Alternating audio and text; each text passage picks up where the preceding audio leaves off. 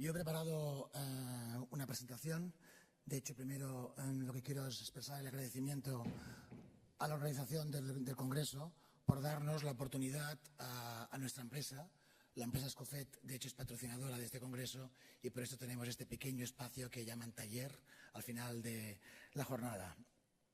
Es una ponencia que proviene de una reflexión que hice hace unos 3 o 4 años después de leer un artículo, recibir una newsletter de un delegado externo nuestro que me hizo repensar sobre el papel que tienen los elementos urbanos en el espacio público, sobre todo aquellos que tienen la función, digamos, de generar espacios de asiento, creadores de paisajes, de conversación, capaces de generar la interacción entre los usuarios. Luego hay 2 partes. La primera parte es una introducción más teórica sobre el papel de estos elementos en el espacio urbano y después en la segunda parte lo que hago es presentar unos cuantos elementos, productos de asiento que pienso que encajan dentro de este esquema de productos capaces de generar interacción, capaces de generar maneras distintas de enfocar nuestra mirada hacia el espacio público, de buscar un poco educar y descubrir en algunos elementos que hay en la calle, que a veces pasan despercibidos, que tienen un valor y que tienen un valor intrínseco en esa capacidad de crear la interacción en los productos. Yo tengo es este, ¿no?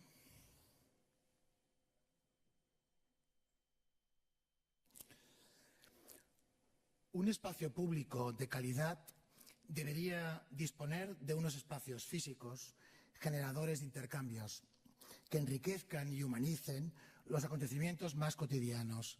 Esta sentencia la he extraído de este artículo de enero del 14, donde un arquitecto quebequés nos pregunta si realmente la ciudad que restringe las ocasiones de intercambio es la ciudad que queremos. Simultáneamente, recibí la publicación de una newsletter de nuestro distribuidor en el Reino Unido en la que valoraba la experiencia de los meeting walls instalados durante 30 días en Times Square en el verano del 2011.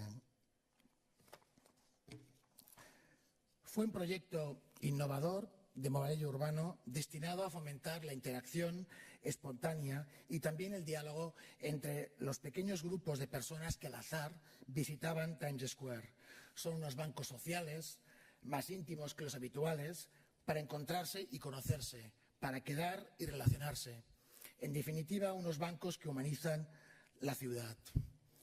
Esta experiencia en Times Square se ha ido repitiendo año tras año con diferentes intervenciones y con la colaboración de distintos artistas y diseñadores, siempre con el ánimo de potenciar la interacción entre los ciudadanos y los visitantes.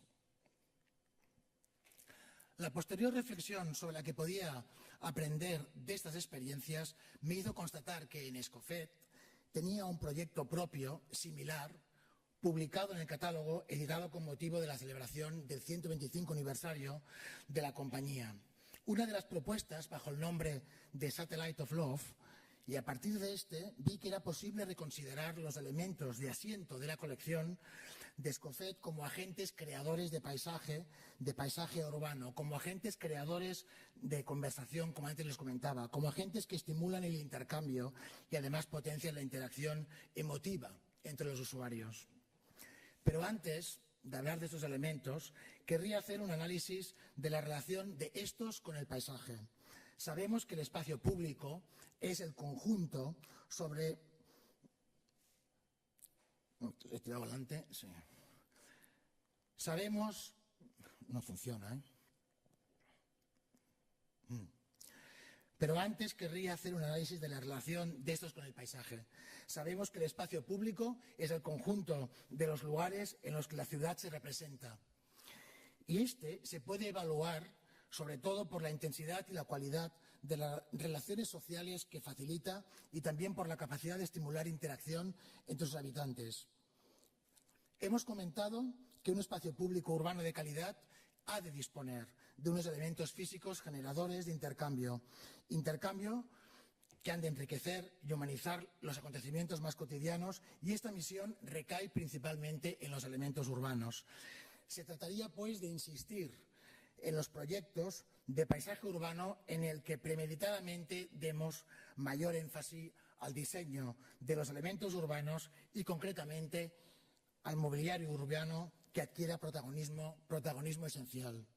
Y de entre estos, principalmente los elementos de asiento, porque así lo rubrican todos los teóricos, como Jean Gell, donde una de sus conclusiones de sus múltiples libros, que no dejan de ser obvias las respuestas, es que de entre todos los elementos urbanos integrantes de un proyecto, los espacios de asiento y reposo son, en su más amplia modalidad, son ciertamente la clave del éxito de cualquier espacio público. Una segunda clave a considerar en el proyecto de espacio público sería el concepto de vacío urbano. Me refiero al vacío urbano muy comentado en sus días desde el Ayuntamiento de Barcelona en su política de espacio público. Por eso me refiero a un vacío urbano que tiene la capacidad compleja de mostrar el silencio, espacios vacíos, para dar entrada al usuario y hacer del mobiliario urbano un objeto de composición imprescindible. Aunque sea un elemento tan simple como este, los cubos de granito pulido del Portal del Àngel de Barcelona. También en Barcelona, las plazas del Ángel con los bancos Levit, o en la explanada del Bogatell con las sillargas. Únicos elementos de asiento. Estos tres ejemplos que hemos visto nos sirven para mostrar esta idea de vacío urbano que hace del mobiliario urbano el principal objeto de composición de estos espacios. De forma radical ocurriría con los bancos de la Piazza Santa Maria Novella en Florencia. Recientemente estuve paseando por esta plaza y vi que aquí los elementos de asiento adquieren un protagonismo tan esencial en la identidad de este espacio como los dos obeliscos que puntúan los parterres a ambos lados de la plaza.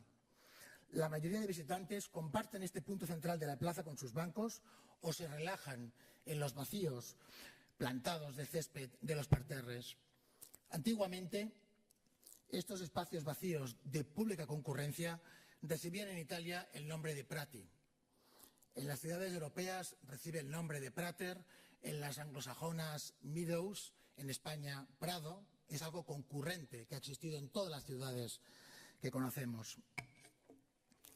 Lugares vacíos, pero llenos de vida pública. En el paisaje de la ciudad son prados que son mucho más que prados. Son prados poseídos y usados por la comunidad, muy a menudo situados fuera de las puertas de la ciudad.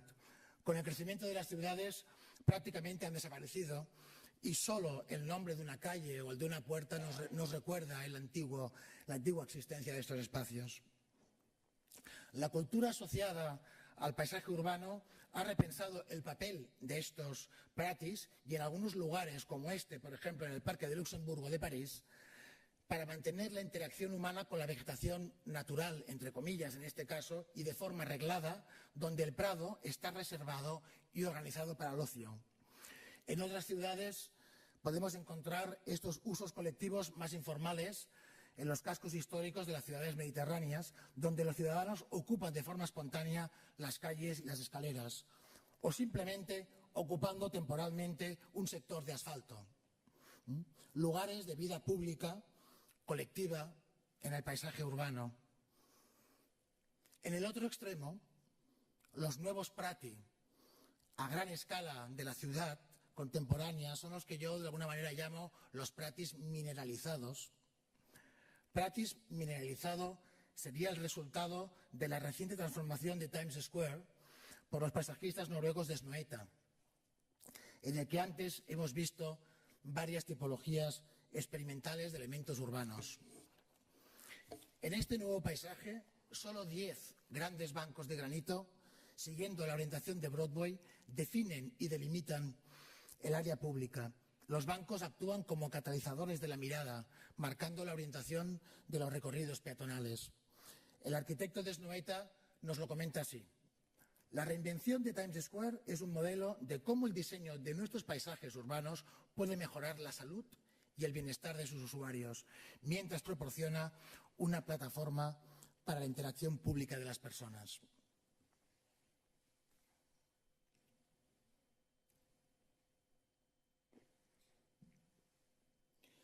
Entramos en una segunda parte, ya más concreta, con los temas de la compañía. Aprovecho para presentar, la compañía trabaja en 4 ámbitos. Es una empresa que, para los que no la conocéis, de un larguísimo recorrido, fundada en 1886 y desde entonces ha trabajado siempre a partir del diseño de autores, con la colaboración valiosa de los autores en 4 espacios, como el pavimento, los elementos arquitectónicos, los elementos urbanos que ahora nos interesarán, y por último una 4ª línea de alumbrado público, del cual tenéis un flyer de muestra dentro de la bolsa del congresista. De los exactamente 101 modelos de asiento público que tenemos publicados en la web de Escofet, he escogido los 10 que mejor puedan interpretar este registro de uso colectivo, de estimulación del intercambio y de interacción espontánea entre los usuarios. De hecho, es una selección de elementos de asiento que ilustran precisamente esta particularidad de uso colectivo desvelada por matices que iremos viendo ahora, y todos ellos de hormigón moldeado. De hecho, es el material paradigma de la cultura material de Escofet. El primero de ellos fue modular. Modular, editado por Escofet, resultado de la industrialización del banco perimetral que Antonio Gaudí y Josep Maria Jujol diseñaron para el límite de la plaza sobre la sala hipóstila del Parque Güell, y diseñado por Ramón Benedito Lluscà y Josep Lluscà. Es un clásico de la edición de elementos urbanos, mi corrido, donde su agregación lo convierte en un banco continuo que acoge usuarios en diferentes agrupaciones. El segundo sería el lungomare. Es uno de esos objetos que crean su propia tipología de producto. En la evolución del espacio urbano de los 90 fue una auténtica revolución, porque delante de elementos esquemáticos y simples como podían ser el banco, la farola, la papelera, surgen aquellos como el lungomare que responden a un planteamiento extremadamente complejo y distinto. En este contexto, el espacio banco, proyectado por Enric Miralles y Benedetto Tagliabue, representa una auténtica convulsión en el contexto del equipamiento del paisaje urbano, tanto por su propia condición de invención tipológica como de la utilización innovadora de los recursos de la industria del hormigón, que hace posible este objeto de elevada intencionalidad poética. Los arquitectos proyectaron un asiento de dominio público y de transición entre el mar y la playa, realizando el sueño de convertir las dunas de la playa en un lugar de encuentro. Lungomare se materializó entre el año 1996 y el 2001 a partir de unas conversaciones entre Enric Miralles, Benedetta y Emili Ferrer Escofet, entonces presidente de la compañía, y se presentó en público en el año 2001, cuando Enric ya nos había dejado. TWIC es una de esas bancas que sintetiza de forma brillante los conceptos de modulación, conectividad e interactividad entre los usuarios, creando lugares de encuentro. Crece a partir de un uso colectivo siguiendo el orden que ofrece la capacidad combinatoria del hexágono como geometría básica de la agregación. Pertenece a estos diseños que yo clasifico como artificios naturales, ¿no?, inspirados en una estética neorgánica en el diseño del producto. En la misma categoría encontramos Milenio, concebido también con un único módulo y con la capacidad combinatoria, igual que TWIC. Nagisa en japonés significa orilla del mar, y ese es el nombre que recibe el banco Nagisa. Para mí Nagisa es casi como la captura de un instante de un fenómeno natural que de alguna manera da forma a lo dinámico, capturándolo en un instante. Toyohito con el banco Nagisa busca corporificar en una pausa un instante de las burbujas de la espuma del mar. Toyohito ha ido ubicando sus agregaciones de Nagisa en paisajes urbanos en todo el mundo para crear esos espacios de relación enfrente de sus edificios. Enfrente de la Feria de Barcelona, estos otros delante del Museo Barroco en México, este otro en la isla de Fukuoka. Y seguimos con otros productos como el banda doblada, que se origina a partir de una banda de hormigón. En su agregación como bancada continua en forma de hélice deviene un elemento complejo que crea por sí mismo paisajes de conversación, como ocurre en las mesas experimentales de Alan Wessler. Este sería un clásico producto, un elemento ambiguo donde el usuario los puede entender e interpretar y donde el usuario deviene el protagonista. En esta línea, Flor es una banca que se acopla en parejas o de forma individual, preservando la intimidad del usuario. Flor fue instalada por primera vez en el patio de acceso del edificio de la Biblioteca de la Comunidad de Madrid, donde los arquitectos diseñaron estos elementos para potenciar un lugar de encuentro para los usuarios de los distintos edificios. Este recurso lo vemos también en el campus de la Universidad de Donosti y también en el patio de un colegio de Copenhague. UTSEP es un banco que se construye a partir de la agregación de 9 módulos inspirados en los principios del Additive System, por los que John Hudson se interesó a lo largo de toda su carrera. El concepto que se vislumbra detrás de este edificio, de esta edición, se remonta al proyecto no realizado en la Sydney Opera House, publicado en la revista Architecture. Hudson define su sofá como un sistema de mobiliario desarrollado a partir del estudio del deseo natural del hombre de sentarse junto, en pequeños o grandes grupos. Nosotros optamos por su migración a un modelo de hormigón y su instalación en el parque del museo dedicado a la obra de John Hudson parece que no ha servido para comercializar con éxito este diseño. El prototipo está todavía expuesto en Escofet, donde todos quieren fotografiarse después de conocer la historia de su origen. El Banco Vilnius se curva para crear un asiento de uso colectivo. Su agregación permite crear configuraciones complejas y si lo he elegido es porque fue objeto de un evento en la Puerta del Sol de Madrid en el contexto del concurso de ideas convocado por Madrid Think Tank para el diseño de un asiento como resultado de la participación ciudadana. Evento sorpresa. El evento sorpresa consistió en la instalación de 2 bancos Vilnius y documentar la respuesta de la ciudadanía. Escofet consideró oportuno participar en este evento experimento en el que se registró mediante grabaciones y entrevistas las reacciones de la ciudadanía ante la llegada de un banco a la Puerta del Sol, donde no ha sido posible sentarse desde hace más de 30 años. El banco, de hecho, revolucionó la Puerta del Sol, aunque solo por un día. Ya finalizando, Binocular es un diseño que responde al reto contemporáneo de dotar a los objetos de emotividad, más allá de su consabida funcionalidad. Binocular busca una relación emocional entre usuarios y su envolvente, con el objetivo de ser útil también y de ser confortable.